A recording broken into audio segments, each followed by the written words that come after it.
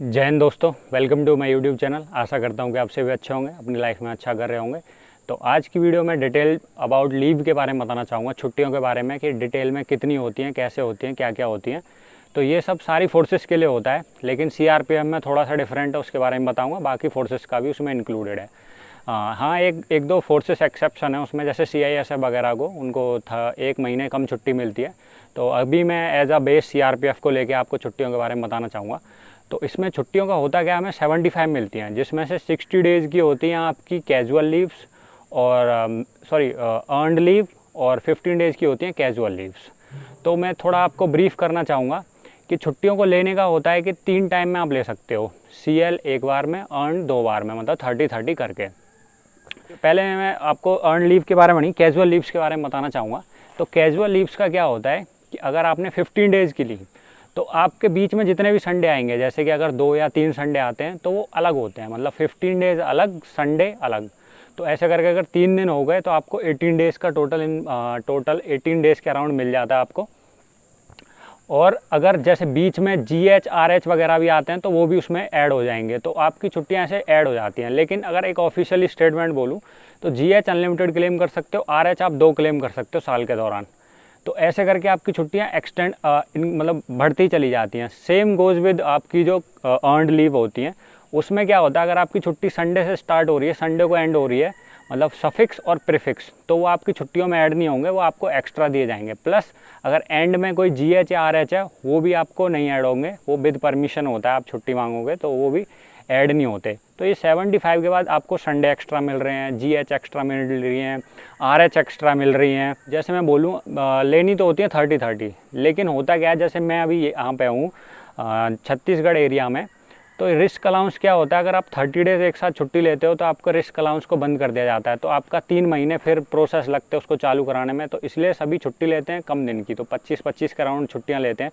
तो अगर आप 25-25 लोगे तो एंड में 10 दिन की छुट्टी बच जाएंगी, तो उसका क्या करोगे। तो ऐसा नहीं है कि आपको 2 बार में ही छुट्टी काटनी होती है, आप 3 बार में छुट्टियाँ काट सकते हो, आपको 3 बार भी मिलेगा। लेकिन जो मैं मेथड यूज़ करता हूँ छुट्टी लेने के लिए, और बहुत सारे भी यूज़ करते हैं, मैं तो नया हूँ फोर्स में, तो वो मेथड है कि आप 20-20 डेज़ करके अर्नड लीव लीजिए। 20-20 डेज़ में क्या होता है कि आपको एक संडे स्टार्टिंग में, एक संडे बैक, तो 2-2 संडे एक्स्ट्रा मिल जाते हैं, 20-20 करके। 60 में 6 संडे एक्स्ट्रा होकर 66 हो जाते हैं।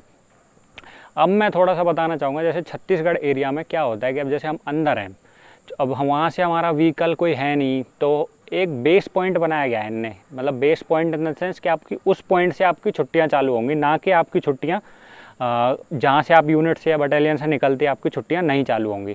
तो उस बेस पॉइंट को लेते हुए आपकी छुट्टियों को चालू करते हैं। तो जैसे अगर मैं छत्तीसगढ़ की बात करूँ, जैसे मेरे एरिया की बात करूँ, तो मेरा बेस पॉइंट रायपुर है। तो मैं जब तक रायपुर नहीं पहुँच जाता तब तक मेरी छुट्टी स्टार्ट नहीं होगी। तो इसलिए हमें इन रूट छुट्टी भी दी जाती है। एक इन रूट मतलब कि इन रूट नहीं बोलेंगे उसको, जर्नी लीव बोलेंगे, जेटी बोलते हैं। तो जर्नी का 1 दिन एक्स्ट्रा मिलता है आपको। जैसे अगर आप संडे को छुट्टी आप विद परमिशन लेते हो तो सैटरडे की आपको और एक्स्ट्रा मिलेगी, आप फ्राइडे की शाम को जा सकते हैं।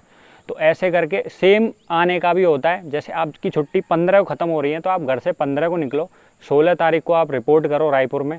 उसके बाद जो एक्स्ट्रा छुट्टी है, मतलब आपको रिपोर्ट एक्चुअली में कब करना था, 16 को करना था, लेकिन आपको रिपोर्ट कब करना है, 17 को करना है। तो वही सेम आने की जेटी और जाने की जेटी होती है, क्योंकि देखो फैसिलिटीज़ मिल नहीं पाती। ये छत्तीसगढ़ जे.एंड.के वगैरह में कई सारी जगहों पे ये करा रखा है। अब आप अंदर हो वहाँ से, अब आपको आने में ही 2 दिन लग जा रहे हैं, तो आपकी छुट्टी तो आपने 18 दिन की ली थी जैसे, और वो 2 दिन आने जाने में लग गए, तो 2 दिन तो आप माइनस ही करके चल लो, तो एक्चुअली में आपको 16 दिन की छुट्टी मिली है। तो कार्मिकों की इस परेशानी को देखते हुए कि आप जैसे जहाँ से आने जाने का, मतलब मेन जो पॉइंट बेस पॉइंट माना जाता है वहाँ पे होता है, बस स्टैंड होना चाहिए, एयरपोर्ट होना चाहिए, रेलवे स्टेशन होना चाहिए। अगर इन तीनों में से कोई भी फैसिलिटी अवेलेबल है वहाँ पे, तो उसे बेस पॉइंट अच्छा माना जाता है, इसलिए उसको बेस पॉइंट लेते हैं। आपकी छुट्टी भी वहीं से शुरू होती है। तो ऐसे करके मैं जो बता रहा था कि वीडियो में कि 80-86 की मिल जाती है, तो आप 6 दिन का वो मान लो, 2 दिन 4 दिन की GHRS जोड़ लो, 10 दिन ही हो गए, प्लस आपकी 75 डेज़ वो हो गए 85। तो मिनिमम 85 to 90 छुट्टी आराम से बन जाती हैं। ऑफिशियली तो 75 है, लेकिन आप उसको 85 to 90 बना सकते हो। थोड़ा सा और मैं बोलूँगा, जैसे कि चल रहा था कि 100 डेज़ की लीव के बारे में कि आपको 100 दिन की छुट्टी मिलेगी, तो उसका थोड़ा सा वो हो चुका है कि 100 दिन की छुट्टियों के ऊपर विचार विमर्श चल रहा है। मतलब उसमें ये है कि फोर्स आपको 100 दिन के लिए छोड़ दिया, तो उनने थोड़ा ये सोचा है कि डिप्लॉयमेंट की प्रॉब्लम आ रही है उसमें, तो इसलिए अभी पे उसी पे विचार विमर्श चल रहा है। तो छुट्टियों के रिगार्डिंग यही है मेरी तरफ से, तो अगर आप फोर्स में आते हो या फिर छुट्टियों के बारे में पूछना चाहते हो तो आपको छुट्टियाँ इतनी मिलती हैं 75 plus GH RH suffix prefix Sundays वगैरह एक्स्ट्रा। तो वीडियो ना लंबा करते हुए मैं इतना ही बोलना चाहूँगा। जय हिंद दोस्तों।